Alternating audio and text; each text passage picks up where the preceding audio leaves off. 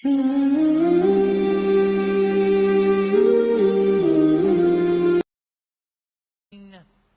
the hellfire. The companions of the Prophet ﷺ were terrified. But then he smiled at them and he said, Bushra lakum, good news for you. The one for Jannah would be from you.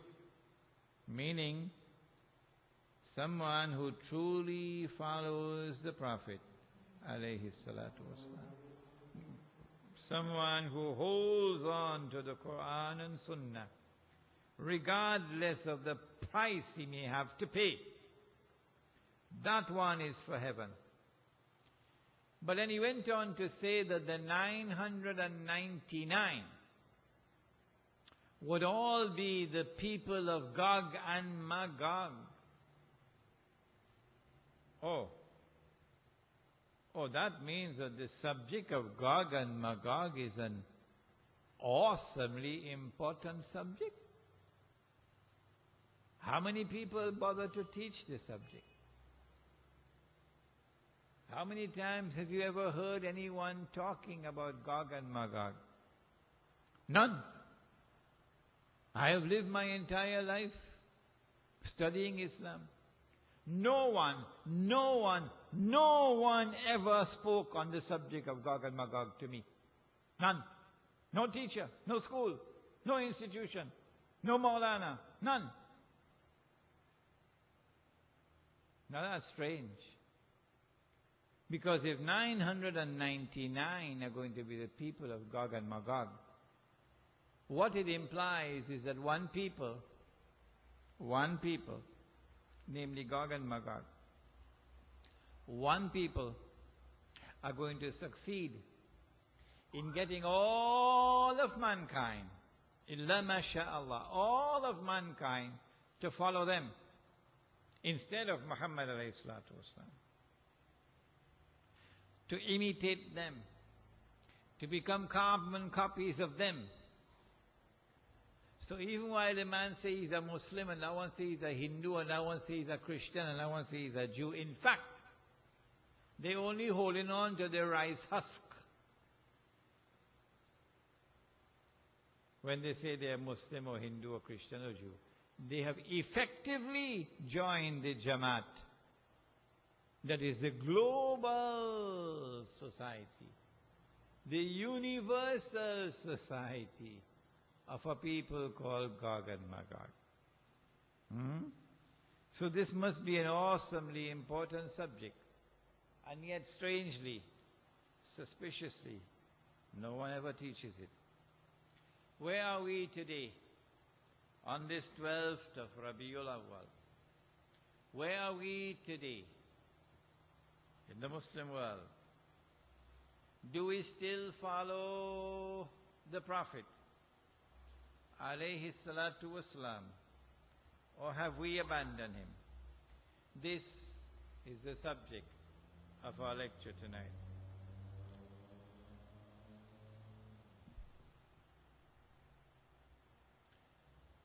Let us begin with the very heart and substance of the Sunnah of the Prophet alayhi salatu wasalam.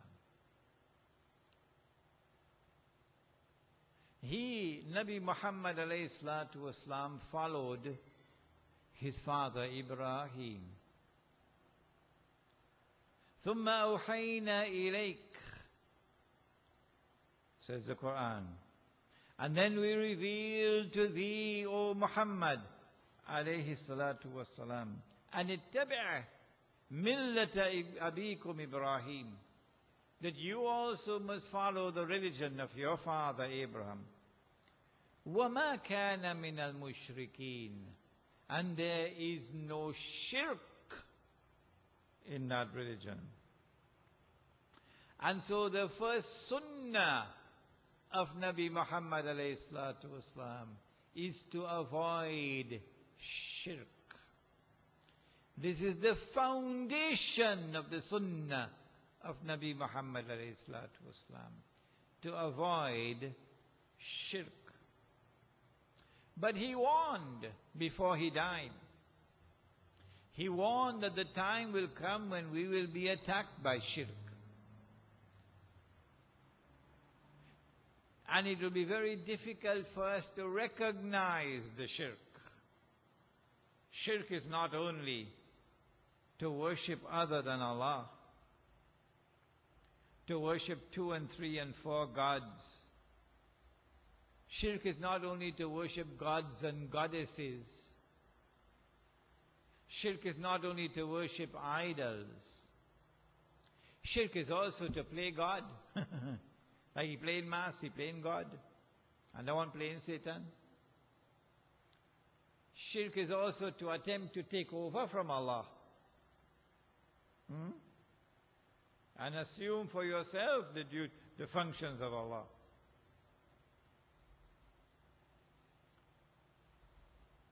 He said shirk will one day attack you. But it'll be difficult to recognize it. How difficult? As difficult as it would be to recognize a black ant on a black stone on a dark night. That's how difficult it will be. Who can recognize a black ant on a black stone on a dark night? You could have a PhD from UWI. It make no difference.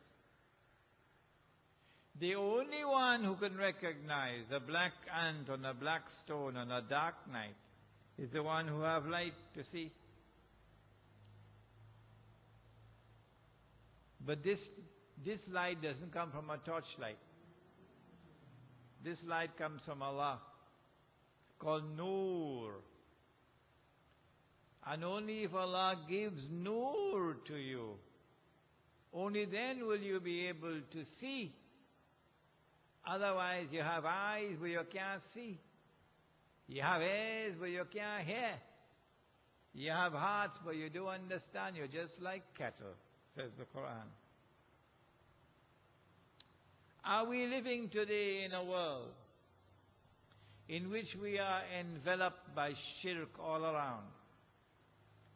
In which we have been embraced by shirk everywhere? And we are in shirk and yet singing qasida in praise of the Prophet ﷺ. That's the question I ask. Well, let us begin with salat. You cannot perform salat without saying Allahu Akbar every time you move. Every time you move, you have to say Allahu Akbar. Huh? Can you perform salat without saying Allahu Akbar? No. What does Allahu Akbar mean? Huh? Allahu Akbar means Allah is supreme. Allah is sovereign. Allah is supreme. Allah's authority is supreme authority. Allah's law is supreme law. That is Allahu Akbar. If you recognize someone else as sovereign other than Allah, that is shirk. If you recognize someone else's authority as supreme over Allah's authority, that is shirk. If you recognize someone's law as supreme law over Allah's law, that is shirk. Anyone is free to challenge me at any time, stop me and challenge me. Yes, because this lecture is being delivered for generations to come. So challenge me if I'm wrong. And so we established Allah's sovereignty as Muslims. Whenever we took control of a land, we made Allah Akbar in that land, that Allah was recognized as Akbar in that land, wherever we took control of territory. And so Allah was sovereign in that land. And Allah's authority was supreme in that land. And Allah's law was the supreme law in that land. And that land was called Darul Islam. And we appointed a leader who was called a Khalifa. In English, Caliph. He's also known as Amirul Mu'mineen, the leader of the believers. He was also called the Imam. 3 titles: Khalifa, Amirul Mu'mineen, Imam. And that state was called the Khilafah. And in that model of a state, Allah's sovereignty was recognized. Allah's supreme authority was recognized. Allah's law was recognized as supreme law. And Allah's law was enforced. Is Allah recognized as Al-Akbar anywhere on the earth today? No. Not even 1 square inch of Allah's earth today recognizes Allah as Al-Akbar. Not even 1 square inch. Does anyone lose any sleep over that? Does anyone weep over that? Do any tears fall from the eyes over that? That Allah is not recognized as Al-Akbar in even 1 square inch of the earth today? No? We sing in Qasida. The Khilafat was destroyed in 1924. By whom? By those who came before us, the Jews and the Christians. A particular part of the Jewish and Christian world which was white. Euro-Christian and Euro-Jewish. They destroyed the Khilafah. And if you want to read the story of how the Khilafah was destroyed, I have written the history. It is downstairs in my book. But I found about my Muslim people in Trinidad, they hardly ever read. I travel around the world, and I find Muslims around the world thirsty for knowledge, hungry to read, pursuing me wherever I go for knowledge. But my own people, I have found them needing a wake-up call. We don't know how to get them to read. We have 4 books for you downstairs today. 4, which are free of charge. If you already have it, don't take another copy. But if you have not had a copy, go downstairs and get one out of it.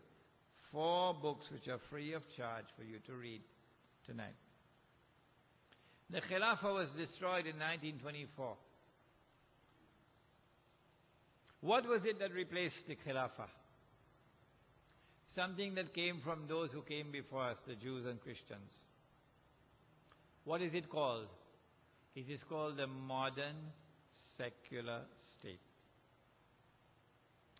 What is the modern secular state? The modern secular state is shirk with capital letters. The modern secular state says we do not recognize Allah as Al-Akbar. No. The state is Al-Akbar, not Allah. Sovereignty belongs to the state, not Allah. Supreme authority resides with the state, not with Allah. And the highest law is the law of the state, not Allah's law. Is that shirk? Allah could make it haram, but the state can make it halal. Like they made gambling halal in this country. The PNM